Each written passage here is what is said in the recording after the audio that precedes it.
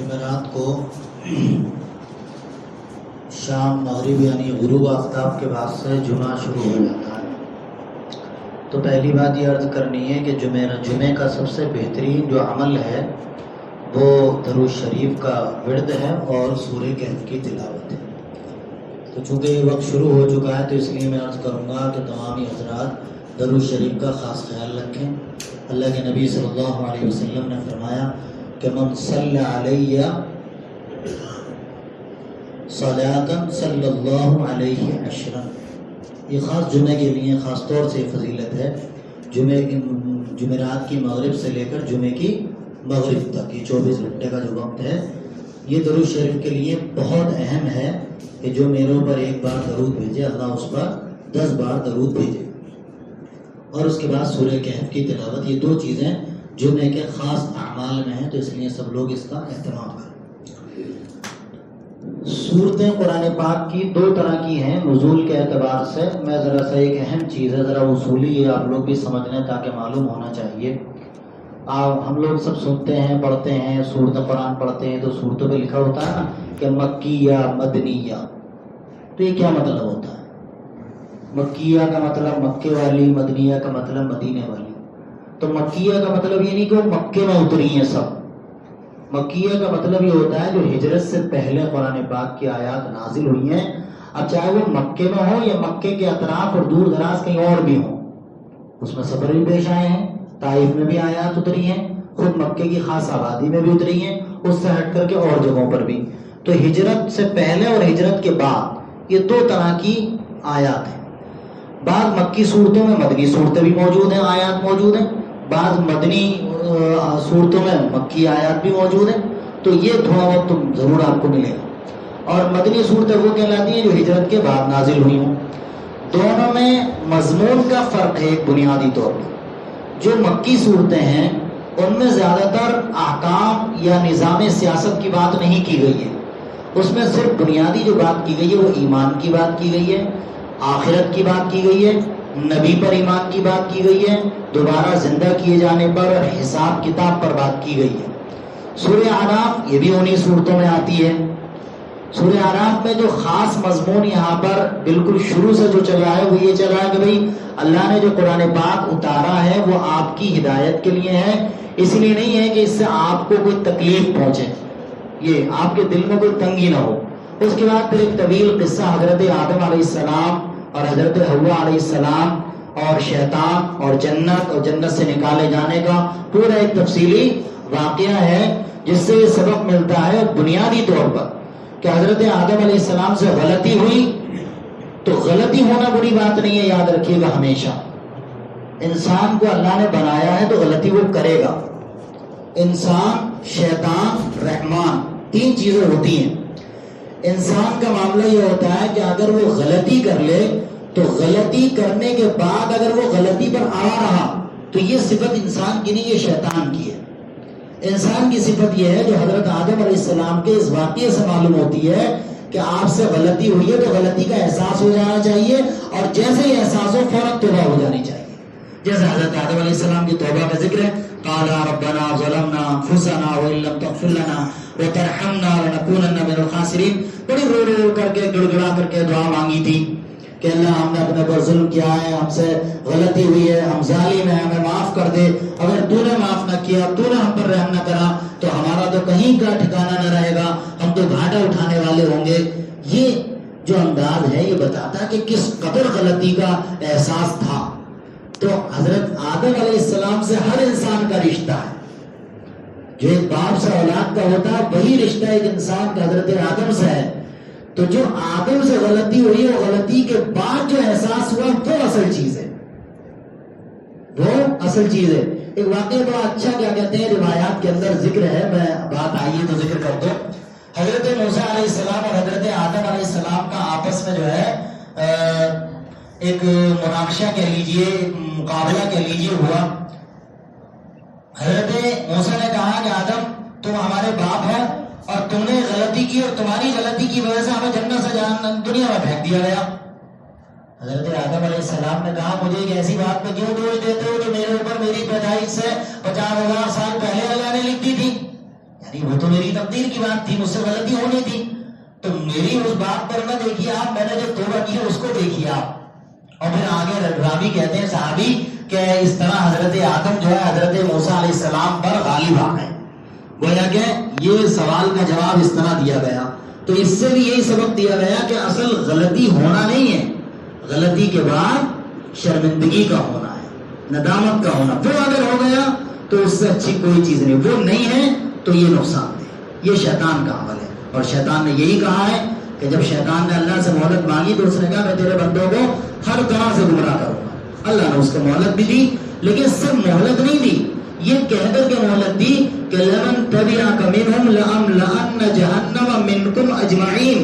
کہ شیطان جاؤ، تمہیں مہلت تو دے دی، تم جو چاہے کرو، تمہیں آزادی اختیار ہے، لیکن یاد رکھنا اللہ نے ایک تو فخر کیا اپنے اچھے اور نیک بندوں پر کہ میرے نیک بندے جو ہیں وہ کبھی تمہارے بہکاوے میں نہیں آئیں گے، لیکن ہاں جو تمہارے بہکاوے میں آئیں گے لمن تبعک منہم، وہ لوگ جو تمہاری بات مانیں گے، اور تم سب کا ٹھکانہ میں جہنم میں بناؤں گا، چھوڑوں گا کسی کو نہیں. یہ اللہ کا وہ والا انداز ہے جو ایک طاقتور کا ایک انداز ہوتا ہے، وہ والا اللہ انداز ہے. تو مطلب پھر میری پکڑ سے کوئی نہیں بچ سکتا. تمہیں یاد رکھنا، کبھی تم سوچتے ہو کہ وہاں مجھ سے کوئی بچ پائے گا، تو وہاں کوئی نہیں بچے گا. تو یہ کہہ کر کے تو شیطان اور انسان کا تو آپس میں دشمنی کا معاملہ پہلے دن سے ہے، حضرت آدم سے ہے. تو جہاں ہمارے قدم اگر ڈگمگانے لگے تو سمجھ لیجئے کہ یہاں شیطان ہم سے مقابلہ کر رہا ہے اور ہم پر حاوی ہو رہا ہے. اس کے بعد یہاں پر لباس کا چھوٹا سا تذکرہ کیا گیا کہ یا بنی آدم قد انزلنا علیکم لباسا یواری سوآتکم وریشا. انسان کو جو یہ لباس دیا ہے یہ بڑی اہم چیز ہے. یہ انسان کے بہت سارے عیبوں کو چھپاتی ہے اور انسان کو خوبصورت بنانے میں لباس کا بہت بڑا کردار ہے. ایک آدمی ننگا ہو اور ایک آدمی کپڑا پہنے ہو، دونوں میں فرق. پھر ایک آدمی سلیقے سے کپڑا پہنے اور ایک یوں ہی پہنے ہو، اس میں بھی فرق ہے. تو قرآن کہتا ہے کہ جب لباس کا اتنا اہم رول ہے تو لباس التقوی ذالک خیر. مومن کا سب سے بہترین لباس جو ہے اس کے اندر کا تقوی ہے. جب کپڑوں میں ہم اتنا دھیان دے سکتے ہیں تو اپنے اندر کے ضمیر کو بنانے میں کیوں نہیں دھیان دے سکتے؟ اپنے نفس کو مارنے میں اور اللہ کی طرف اپنے آپ کو لگانے میں، برائیوں سے بچنے میں، خیر کی طرف بڑھنے میں ہم اپنے آپ کو کیوں نہیں لگاتے؟ اس پر ہمارا دھیان کیوں نہیں ہے؟ قرآن یہ کہتا ہے لباس التقوی ذالک خیر، یعنی سب سے بہترین لباس اگر انسان کے لیے کوئی ہے تو وہ تقوی کا لباس ہے. تو اس بات کی کوشش کی جائے کہ ہمارے اندر دینداری، تقوی، پرہیزگاری، للہیت، اخلاص یہ پیدا ہو. قرآن یہی چاہتا ہے ان آیات کے ذریعے سے، ان آیات کے ذریعے سے یہی چاہتا ہے. پھر آگے قرآن نے ایک بات بیان کی کہ اللہ نے دنیا کے اندر جو اچھائیاں، جو نیکیاں، جو نعمتیں دی ہیں وہ تو دنیا میں تو مومنوں کے لیے ہیں اور ان سے فائدہ اٹھانے کے لیے اختیار اللہ نے سب کو دیا ہے. نہ اللہ کے پانی سے کسی کافر کو روکا گیا، نہ اللہ کی ہوا سے کسی کافر کو روکا گیا. اصلاً تو وہ مومن کے لیے ہیں. قرآن یہ کہتا ہے اصلاً تو وہ مومن کے لیے ہیں. قُلْ هِيَ لِلَّذِينَ آمَنُوا فِي الْحَيَاةِ الدُّنْيَا، یہ سب دنیا میں بھی مومن کے لیے ہیں، لیکن ساتھ ساتھ اجازت سب کو ہے. کافر کو بھی ہے، مشرک کو بھی ہے، منافق کو بھی ہے، ملحد کو بھی ہے، زندیق کو بھی ہے، دہریے کو بھی ہے. لیکن اس کے بعد قرآن کیا کہتا ہے خالصۃ یوم القیامہ، قیامت میں صرف مومن کے لیے.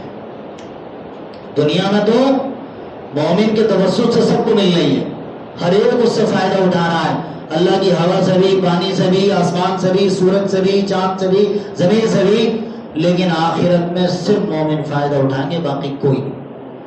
باقی لوگوں کے لیے ٹھکانہ الگ ہے، باقی لوگوں کے لیے ٹھکانہ بالکل الگ ہے، وہ اس سے کوئی فائدہ نہیں اٹھائیں گے. اس لیے قرآن نے اس کے آگے جب تذکرہ کیا کہ جب جنت میں، جب آخرت میں دو گروہ بن جائیں گے، ایک طرف جنتی ہوں گے، دوسری طرف جہنمی ہوں گے، تو جنتی جہنمیوں سے کہیں گے بتاؤ تمہارے رب نے کیا کیا جن کو تم اپنا رب مانا کرتے تھے، تم سے بڑے وعدے تھے نا تمہارے ناخداؤں کے. ہمارے خدا نے تو ہم سے وعدہ کیا تھا کہ تمہیں جنت ملے گی، آج ہم اپنی جنت میں ہیں، اللہ نے ہمیں عطا کر دی، تم بتاؤ کیا ہے. تمہارے شرم کے سر جھکا لیں گے. اور دوسری طرف آگے فرمایا کہ پھر جب جنتی جنت میں پہنچ جائیں گے اور جہنمی جہنم میں پہنچ جائیں گے تو جہنمی جنتیوں کو پکار کر کہیں گے کہ جنتیوں تمہیں جو اللہ نے جو نعمتیں دے رکھی ہیں ذرا ہمیں بھی دے دو، ذرا ہمیں بھی یہ پانی دے دو، یہ کھانے پینے کی چیزیں ہم تک بھی پہنچا دو. وہ کہیں گے ان اللہ حرمہما علی الکافرین، اللہ نے اب یہ تم پر حرام کر دی ہے. دنیا میں تم نے جو مزہ لینا تھا لے لیا، یہاں تمہیں کچھ نہیں ملے گا. یہاں صرف کیا کہتے ہیں ایمان والوں کے لیے ہیں، ان لوگوں کے لیے ہیں جنہوں نے اچھے اعمال کیے تھے. اسی کے بعد فوراً قرآن یہ کہتا ہے کہ جنہوں نے دنیا کے اندر اپنی زندگی کو لاہو لعب میں گزار دیا اور ادھر ادھر کے بیکار مشغلوں میں گنوا دیا اور اللہ سے روگردانی کی، اللہ کو فراموش کر دیا، اللہ سے تعلق ختم کر دیا، تو قرآن کیا کہتا ہے؟ اللہ تعالیٰ اس دن کہے گا فَالْيَوْمَ نَنْسَاهُمْ كَمَا نَسُوا لِقَاءَ يَوْمِهِمْ هَٰذَا. جس طرح دنیا میں تمہیں اس بات کی کوئی پرواہ نہیں تھی کہ تمہیں مرنا ہے اور ہمارے سامنے حاضر ہونا ہے، آج ہمیں بھی تمہاری کوئی پرواہ نہیں ہے، ہم بھول گئے تم کو، جاؤ، ہم مانتے ہی نہیں. اللہ یہ اعلان کرے گا وہ فَالْيَوْمَ نَنْسَاهُمْ، آج ہم بھی تم کو بھول جاتے ہیں، كَمَا نَسُوا لِقَاءَ يَوْمِهِمْ هَٰذَا، جیسے دنیا میں تم اس دن کے احساس سے بھولے ہوئے تھے. یہ بڑا خطرناک اللہ تعالیٰ کی طرف سے کیا کہتے ہیں جواب ہوگا. اللہ تعالیٰ اس جواب سے، اس منظر سے ہم سب کی حفاظت فرمائے. قیامت کے دن 3 طرح کے لوگ ہوں گے، ایک جنتی ہوں گے، ایک جہنمی ہوں گے، بیچ میں ایک طبقہ اور ہے جو آراف کہلائے گا. اس سورت کا نام آراف، جو آراف کہلائے گا. آراف وہ ہوں گے جن کے لیے ابھی نہ جنت کا فیصلہ جانا، وہ بیچ میں لٹکے ہوں گے، وہ بیچ میں لٹکے ہوں گے اور کہہ لیجیے تو وہ بالکل ایک دم الگ ہو بعد میں. لیکن ان کے بارے میں مفسرین نے لکھا ہے کہ وہ لوگ ہوں گے جنہیں آخر میں جن کے لیے فیصلہ جنت ہی کا ہو جائے گا. تو اس اعتبار سے آخر میں جنت میں صرف 2 ہی طبقے ہوں گے، جنتی اور جہنمی. آراف. لیکن یہ ہے کہ ہر انسان کو آراف کے طبقے کی کوشش نہیں کرنی ہے، جنت کی کوشش کرنی ہے، کیونکہ جتنی چھوٹی سوچ ہوگی اتنی چھوٹا عمل ہوگا. انسان کی جیسی جو کوشش، جیسی سوچ ہوگی ویسے ہی وہ آگے بڑھے گا. یہی اصل چیز ہے اس کی. اس کے بعد پھر آگے حضرت ہود علیہ السلام کا ایک واقعہ چھوٹا سا ذکر کیا گیا اونٹنی کا. اس کے بعد پھر ایک اور حضرت لوط علیہ السلام کا، حضرت شعیب علیہ السلام کا چھوٹا چھوٹا واقعہ ذکر کیا گیا. لیکن اس کے بعد ایک بہت لمبا واقعہ جو چلا ہے وہ حضرت موسیٰ علیہ السلام کا ہے اور فرعون کا ہے. اس واقعے کو ذرا غور کرنے کی بات ہے. قرآن نے اس کو کئی جگہ ذکر کیا ہے. یہاں بھی ذکر کیا ہے، سورہ یونس میں بھی اس کا ذکر ہے اور سورہ کیا نام ہے شعراء میں بھی اس کا ذکر ہے، سورہ طٰہٰ میں بھی اس کا ذکر ہے، کئی جگہوں پر یہ ذکر ہے. لیکن یہاں پر تفصیل سے ایک بات بڑی اہم چیز ہے، ذرا غور کیجیے گا. جب حضرت موسیٰ علیہ السلام نے ایمان کا اپنی نبوت کا اظہار کیا اور لوگوں کو دین کی طرف بلانا شروع کیا اور اللہ نے جو ان کو معجزہ عطا کیا تھا کہ وہ لاٹھی زمین پر پھینکتے تو ایک دم وہ سانپ بن جائے زبردست اور لوگ ہونے لگے، تو یہ فرعون اور فرعون کے درباریوں نے پورے اس میں یہ ایک وبا، ایک افواہ پھیلا دی تھی کہ ایک جادوگر ہے، لہذا جتنے بڑے بڑے جادوگر ہیں سب کو بلاؤ.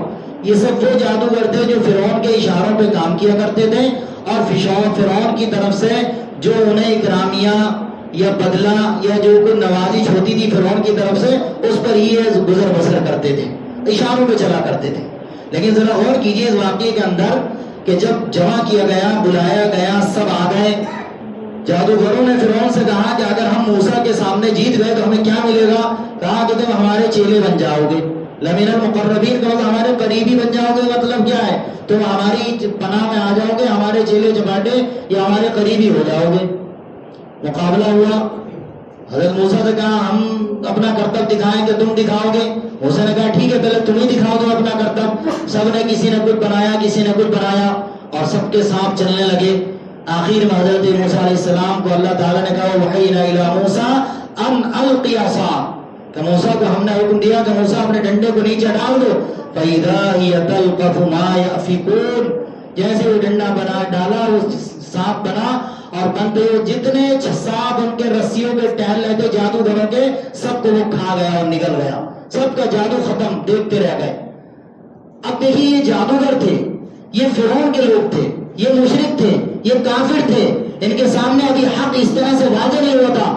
آج پہلی بار انہوں نے دیکھا تھا ایک معجزہ، ایک کرتب، ایک معجزہ دیکھا تھا جو ایک نبی کے ذریعے، جس طرح فرعون نے ہٹدھرمی کی اس کے درباریوں نے کی، یہ بھی کر سکتے تھے. لیکن ان جادوگروں کی حیرت دیکھیے، ان کا عمل دیکھیے. یہاں پر فَأُلْقِيَ السَّحَرَةُ سَاجِدِينَ قَالُوا آمَنَّا بِرَبِّ الْعَالَمِينَ رَبِّ مُوسَىٰ وَهَارُونَ. یہ پیچھے نہیں ہٹے. انہوں نے جیسے یہ دیکھا تو انہوں نے کہا بھیا یہ کوئی جادو تو نہیں ہے، یہ جو موسیٰ نے دکھائے کوئی جادو تو نہیں ہے، یہ تو کسی بڑی غیر معمولی طاقت کی کیا کہتے ہیں کار فرمائی ہے جو یہ پیش آئی ہے. یہ تو کچھ اس کا مطلب تو ہے خدا. انہوں نے اس بات کا اقرار کیا، فوراً سجدے میں گر گئے، اور سجدے میں گرتے ہی کہا ہم ایمان لے آئے، آمنا برب العالمین، اس رب پر ایمان لائے جو سارے جہانوں کا پالنہار ہے. رب موسیٰ و ہارون، جو موسیٰ اور ہارون کا بھی رب ہے، اس پر ہم ایمان لے آئے. یعنی یہ معجزہ دیکھتے ایمان لے آئے. دیکھیے یہ ہوتی ہے اندر کیا کہتے ہیں ایمان کی جھلک اور چمک. فرعون نے کیا کہا فوراً؟ قال فرعون تم لوگ ایمان لے آئے مجھ سے پوچھے بغیر، میری اجازت کے بغیر تم نے ایمان لے آئے، تم سازشی رو کر بچو گے نہیں، میں تمہیں ختم کر کے رہوں گا. اس واقعے ذرا غور کیجئے کہ حق اگر سمجھ میں آ جائے تو انسان کو فوراً تسلیم کرنا چاہیے.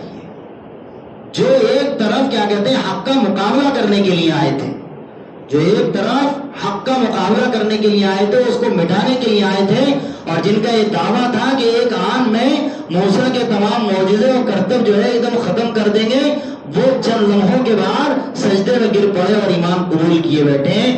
اور پھر نہ صرف یہ کہ ایمان قبول کر لیا، فرعون جو اس وقت کی سب سے بڑی طاقت، سب سے بڑا ظالم بادشاہ، جو یہ کہہ رہا ہے کہ تمہیں چھوڑنا نہیں، تم بچو گے نہیں، تمہیں تباہ کر کے رکھ دوں گا، نہ فرعون کی دھمکیاں کچھ کر پائیں، نہ فرعون کی سختی، نہ اس کی بادشاہت، نہ طاقت، کوئی کچھ نہ کر پایا. اور وہ لوگ ایمان قبول کرنے کے لیے تیار ہو گئے تو کر لیا، اب چاہے جو کر لو. یہ ہے ایمان کی طاقت اور ایمان کی اندر کی لیکن نورانیت جو انسان کے دل میں ایک بار جاگ گئی تو پھر کوئی نکال نہیں سکتا. یہ ہے اصل چیز. اس واقعے سے یہ پہلو بڑا اہم ہے کہ جب حق مل جائے تو اس سے پیچھے نہیں ہٹنا چاہیے انسان کو، چاہے جو ہو جائے. اس واقعے میں سب سے بڑا اہم پیغام ہے، اور جگہ جگہ اس کا ذکر قرآن پاک نے کیا، کئی جگہوں پر اس کا ذکر آیا اس واقعے کا، لیکن اس کا یہ پہلو بہت اہم ہے. اس کے آگے پھر قرآن نے ایک بات یہ ذکر کی ہے کہ بھئی یا ایھا الناس انی رسول اللہ الیکم جمیعا. ہمارے یہاں ایک بڑی کمی ہے کہ قرآن یہ کہتا ہے کہ نبی سے اعلان کرایا گیا، نبی لوگوں میں اعلان کر دو کہ میں تم سب کا رب ہوں. تم سب کا رب ہوں کا مطلب قیامت تک جتنے بھی انسان پیدا ہوں گے سب کا، صرف مسلمانوں کا نہیں. اگر مسلمانوں کا ہوتا تو مکے میں کون سے مسلمان تھے جب نبی بنایا گیا تھا؟ تو کون مسلمان تھا؟ ایک اکیلے آپ جب آئے، جب آپ نے کہا تو پھر 1 سے 2، 2 سے 4، 4 سے 8، 8 سے 16، اور پھر 50 اور 100، پھر ایک بڑی تعداد، اور پھر کچھ سالوں کے بعد ایک حکومت، اور پھر جزیرت العرب سے نکل کر کے افریقہ، اور پھر کیا کہتے ہیں دوسری جگہوں پہ اسلام نے اپنے قدم جمائے کہ نہیں جمائے. تو ہم لوگ کیا سمجھتے ہیں کہ قرآن جو ہے مسلمانوں کی مذہبی کتاب ہے، اور محمد رسول اللہ مسلمانوں کے مذہبی پیشوا. بس محمد رسول اللہ مسلمانوں کے مذہبی پیشوا نہیں ہے، وہ پوری انسانیت کے پیشوا ہے. قرآن پاک مسلمانوں کی کتاب نہیں ہے، یہ غلط ہے بالکل. قرآن پاک ان تمام انسانوں کی کتاب ہے جن کو اللہ نے پیدا کیا ہے اور جو ابھی قیامت تک پیدا ہوں گے.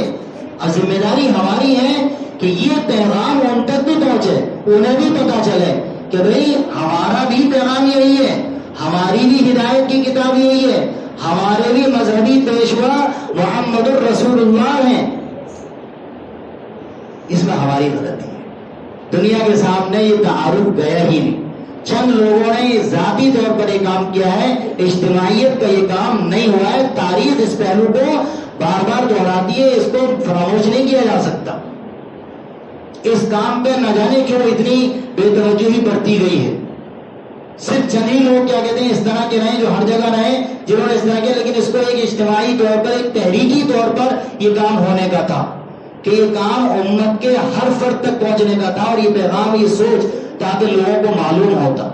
لیکن اس سلسلے میں بہرحال ہمیں سب کو یہ کوشش کرنی چاہیے. دیکھیے جو دوسرے لوگوں کے ذہنوں میں جو شبہات پلتے ہیں اور جو چیزیں پیدا ہوتی ہیں، اس کی وجہ یہی ہے کہ وہ اسلام کے بارے میں صحیح طریقے سے جانتے نہیں ہیں اور ہم نے بتایا بھی نہیں ہے. حالانکہ وہ بھی اسی دین کے ماننے والے ہیں اگر ہم غور کریں تو، کیونکہ نبی ان کے لیے بھی ہے، قرآن ان کے لیے بھی ہے. بدقسمتی یہ ہے کہ ہم تو وراثت میں ہمیں اسلام مل گیا تو ہم تو مسلمان ہو گئے، ان کو نہیں ملا تو وہ محروم رہے. ہونا یہ چاہیے کہ ہمیں اگر وراثت میں ملا ہے تو ہمیں ان کو محنت کر کے پہنچانا چاہیے تاکہ ان کو بھی سمجھ میں آ جائے، وہ بھی سمجھ لیں. جیسا مکے کے اندر